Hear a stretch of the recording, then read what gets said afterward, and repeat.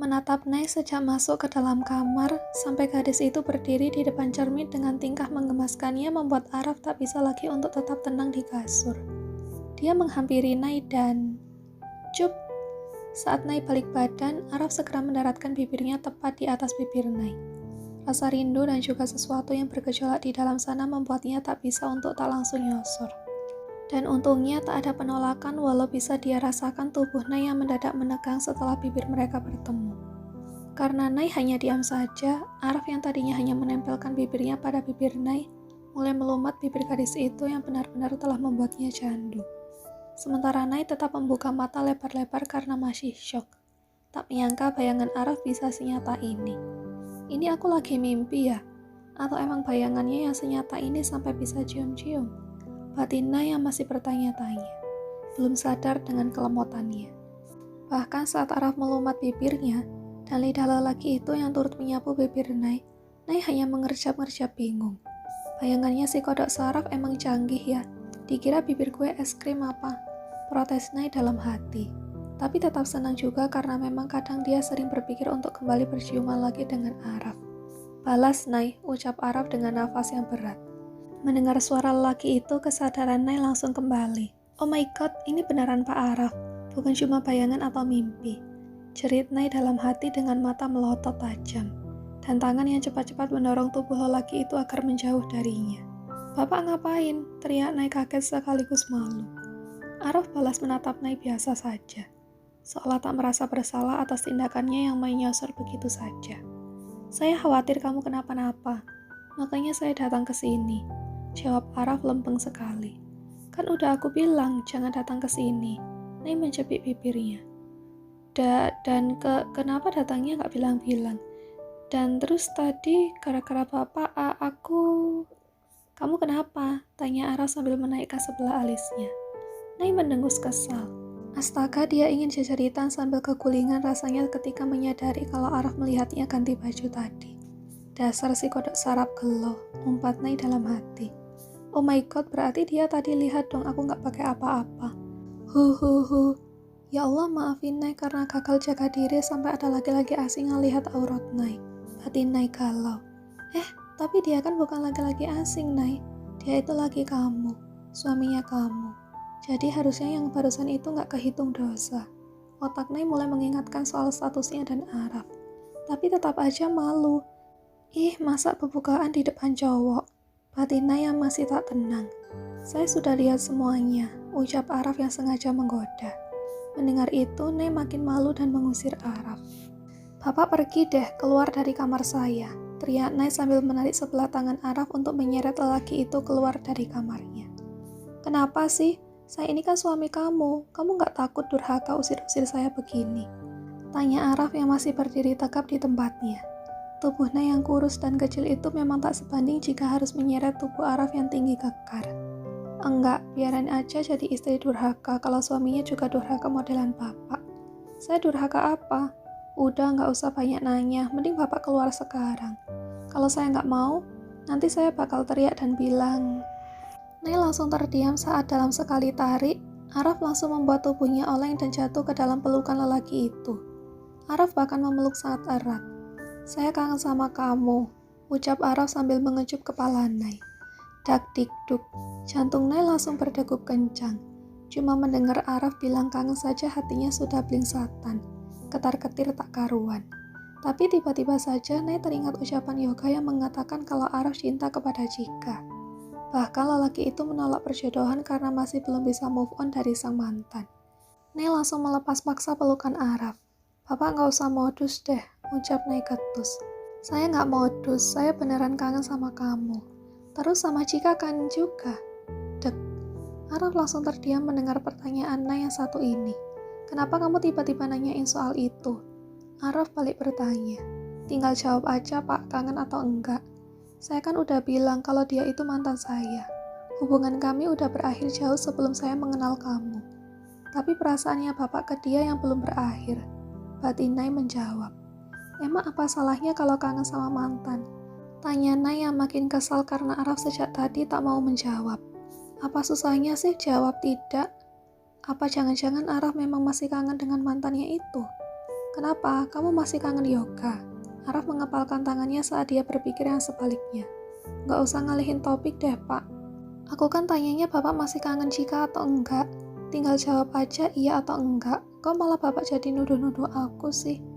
Cika sudah meninggal 2 tahun yang lalu. Ucap Araf dengan suara bergetar.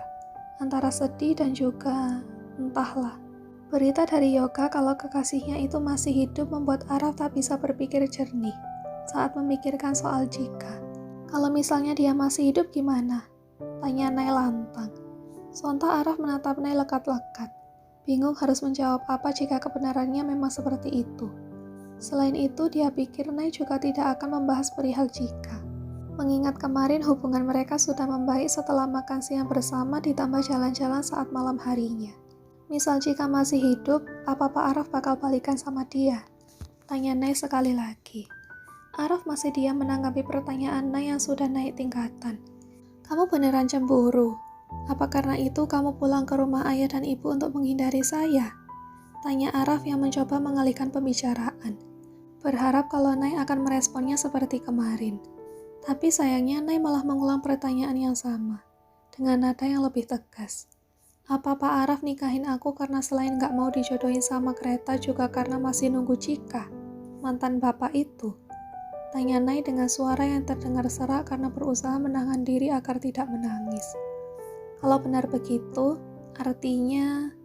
Nay berhenti sejenak, memantapkan hati sebelum melanjutkan. Kalau Cika masih hidup dan kembali lagi ke hadapan bapak bakal pisahkan. Tebak Nay.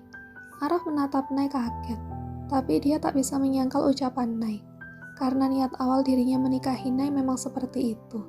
Agar ayahnya tak memaksa Araf untuk menikahi Kereta sebab dia masih menunggu Cika. Dia yakin Cika masih hidup dan mereka akan kembali bersama. Nay tertawa kecil melihat ekspresi Araf. Dia merasa selama ini terlalu polos dan terlalu berharap, terlalu okep, padahal sejak awal mereka juga udah membuat kesepakatan setelah lulus SMA Nay bisa cerai dari Araf. Gak apa-apa kok Pak, kalau Pak Araf mau balikan sama Cika. Dia itu kan emang pernah jadi pacarnya Bapak. Dan wajar aja kalau Bapak gak mau dijodohin sama cewek lain terus minta aku buat jadi istrinya Bapak. Biar nanti Pak Araf bisa balikan sama Cika begitu dia kembali. Ucap Nay sambil tertawa. Tawa yang dipaksakan. Lagian aku juga sadar diri kok. Aku gak bakal ngelarang Bapak buat pacaran atau mau nikah sekalian sama dia. Ini kan emang udah bagian dari kesepakatan kita. Bapak gak akan laporin soal foto aku dan aku bakal nerima Pak Araf buat jadi suamiku. Terus setelah aku lulus SMA kita bakal pisah deh. Lanjut Nay. Walaupun diucapkan sambil tertawa dan dengan sangat enteng, entah kenapa perasaan Araf nyeri mendengar semua kata yang keluar dari mulut Nay. Dia merasa tertohok. Semua yang dikatakan Nay benar. Hanya saja Araf tak bisa mengatakan apapun sehingga mulutnya hanya bisa bungkam. Araf sendiri juga belum bisa meyakinkan hati. Di satu sisi dia sangat berharap Cika masih hidup dan berharap akan kembali bersatu. Tapi di sisi lain dia tidak suka saat Nay membahas soal perpisahan. Bapak sebaiknya pulang sekarang deh Pak. Ucap Nay kembali mengingatkan Araf agar pergi dari rumah orang tuanya. Tapi Araf dengan cepat menolak. Saya tidak akan pergi dari sini. Jawab Araf tegas. Kasur aku sempit, gak kayak di rumah Bapak. Saya gak masalah sempit-sempitan. Tapi aku yang masalah, apalagi tadi abis disosor. Enggak, aku gak boleh sekamar sama dia. Bahaya. Batin Nay yang bergidik ngeri membayangkan kemungkinan satu itu. Tapi aku gak suka. Gerah, aku udah biasa ya tidur di kasur yang gede. Jadi gak mau bagi kasur aku buat Bapak. Ucap Nay sambil menatap Araf penuh peringatan. Kalau gitu saya bisa tidur di lantai. Sontak Nay membelahkan matanya. Tak mengira kalau Araf mau melakukan itu. Serius Pak? Tanya Nay memastikan. Araf mengangguk. Tapi kalau sampai badan saya nanti pegal-pegal, saya bakal nyuruh kamu buat pijitin saya. Hah? Pijitin? Astaga, Nay masih ingat apa yang terjadi di antara mereka saat Nay sedang memijat pundak Araf. Oh my god, ini tawaran gak ada yang benar apa? Apa bedanya tidur sekasur sama gak sekasur? Batin Nay berteriak histeris. Aku gak mau pijitin Bapak. Berarti saya tidur di kasur bareng kamu. Putus Araf sambil berjalan ke kasur dan merebahkan diri tanpa menunggu jawaban Nay. Nay menjepit bibirnya karena sikap Araf yang semena-mena. Terserah, ucap Nay sambil menghentakkan kaki lalu pergi meninggalkan kamarnya. Berak. Nay bahkan membanting pintu saking kesalnya, membuat Araf langsung menghembuskan nafas karena merasa bersalah kepada Nay. Malam hari, usai makan malam bersama dengan ayah dan ibunya, plus Araf yang mendadak mengatakan ingin menginap di rumah ini bersama Nay. Nay sengaja berlama-lama duduk di ruang tamu sambil main ponsel. Loh, kok masih di sini? Nah, Araf sudah di kamar loh. Mending kamu ke kamar, temani suami kamu, ucap ibu Nay menasehati. Nay belum ngantuk, Bu, jawab Nay yang masih pura-pura sibuk dengan ponselnya. Tapi gak enak sama Nak Araf. Lagian kamu tuh aneh. Kamu yang minta buru-buru dinikahin, tapi pas nikah suami kamu malah dicuekin gitu. Nanti kalau diambil perempuan lain gimana? Biarin aja digondol bebek gombel juga gak masalah. Malah bagus. Astagfirullah Nay, gak baik bicara kayak gitu. Ibu Nay menggeleng-gelengkan kepala mendengar jawaban putrinya itu. Kamu kan sekarang ini seorang istri. Surga seorang istri itu adalah di suami. Jadi harusnya kamu bersikap baik sama suami kamu. Kalau ada masalah, selesaikan baik-baik. Bukan malah ngambek begini. Kasihan Nak Araf pasti bingung ngadepin sikap kamu yang kayak gini. Ibu gak kasihan sama Nay. Kan yang anak ibu itu Nay, bukan Pak Araf. Tanya Nay sambil mencucutkan bibirnya. Ibu Nay lalu memeluk putrinya dan mengelus kepala Nay. Ibu jelas sayang sama kamu kan anak ibu. Tapi kalau kamu salah tetap kewajiban ibu sebagai orang tua buat mengingatkan, Nak. Nay menghembuskan nafas. Jujur dia masih kesal dengan Araf. Tapi dia juga tidak tega melihat ibunya yang khawatir seperti ini. Karena memikirkan hubungan Nay dan Araf yang tidak baik-baik saja. Ya udah Nay ke kamar kalau gitu, ucap Nay setelah sang ibu melepaskan pelukannya. Sekalian bawa singkong rebus ya, takut Nak Araf lapar, pesan ibu Nay. Nay mengangguk pasrah lalu mengekori ibunya ke dapur. Sekalian bikinin teh manis Ki buat suami kamu, perintah ibu Nay sambil menaruh beberapa potong singkong rebus di piring. Nay menurut saja. Dan setelah siap, dia membawa singkong dan teh manis itu ke kamar. Nih dari ibu, ucap Nay sambil menaruh kasar gelas dan piring yang dipegangnya ke atas meja belajar. Araf yang tadi sedang duduk di ranjang sambil bermain game di ponselnya, langsung menatap Nay sambil tersenyum. Makasih ya, ucap Araf lembut. Araf bangkit dari ranjang lalu menghampiri Nay. Tapi belum juga sampai di dekat Nay, gadis itu langsung berjalan menuju ranjang dan merebahkan diri.